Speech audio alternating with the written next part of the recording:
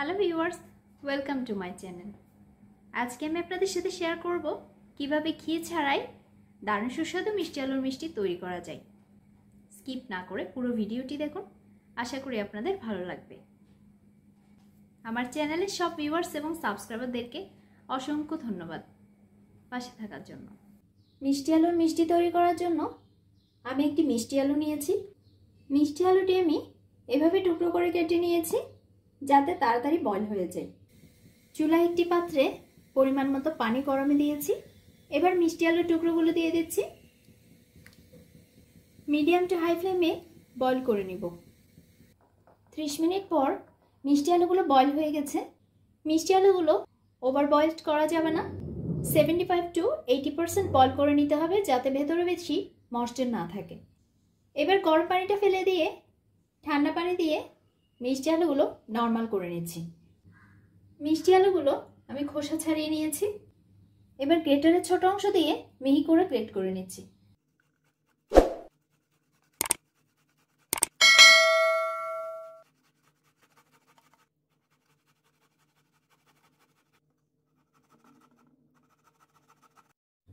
সবগুলো মিষ্টি আলু গ্রেট করা হয়ে গেছে।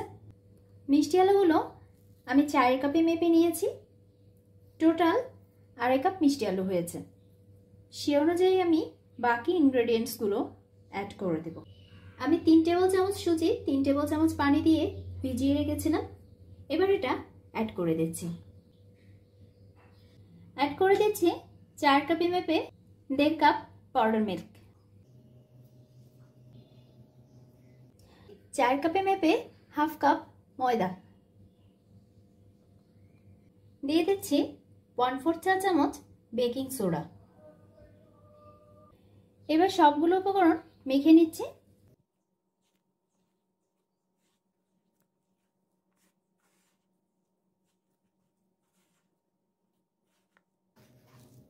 এবার অ্যাড করে দিচ্ছি 2 টেবিল চামচ কুকিং অয়েল। এবার মাখিয়ে নিচ্ছি। আপনারা তেলের পরিবর্তে ঘিও ইউজ করতে পারেন। অনেকেই বলে থাকেন তেল ইউজ করলে মিষ্টিগুলো খেতে একটুও মজা হয় না, তবে আমি ট্রাই করে দেখেছি মিষ্টিগুলো খেতে কিন্তু অসম্ভব মজা হয়।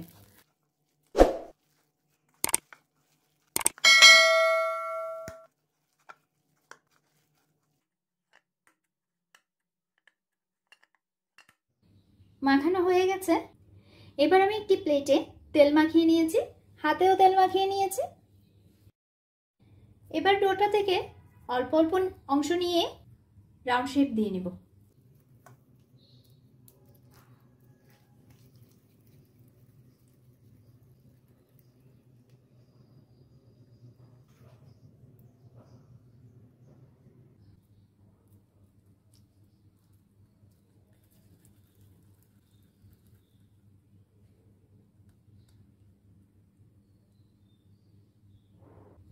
এভাবে আমি সবগুলো তৈরি করে নিচ্ছি।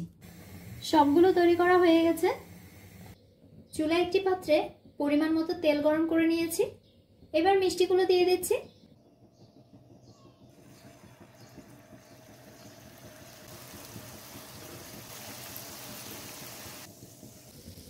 চুলার লো ফ্লেমে রেখে সবগুলো মিষ্টি ফ্রাই করে নিব।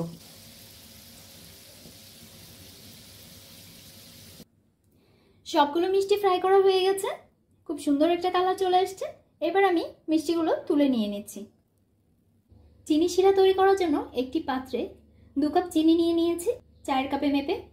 এবার অ্যাড করে দিচ্ছি 4 কাপে মেপে 5 কাপ পানি। এবার মিডিয়াম ফ্লেমে জাল করে নিচ্ছি। আমি লাল চিনিটা ইউজ করেছি, আপনারা সাদা চিনিটাও ইউজ করতে পারেন। শিরাটা তৈরি হয়ে গেছে। চুলা লো ফ্লেমে রেখে মিষ্টিগুলো দিয়ে দিচ্ছি।